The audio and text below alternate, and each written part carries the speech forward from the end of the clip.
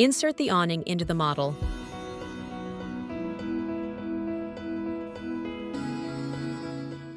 The arrow indicates the slope of the awning.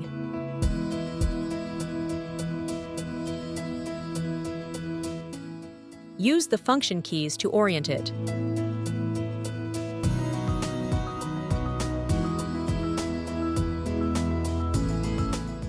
And position it relative to the envelope.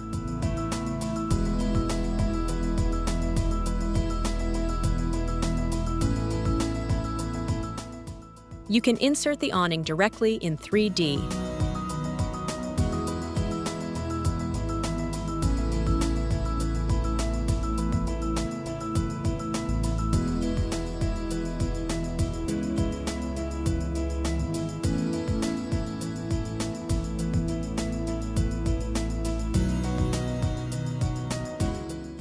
Adjust the height from the ground using the directional cube.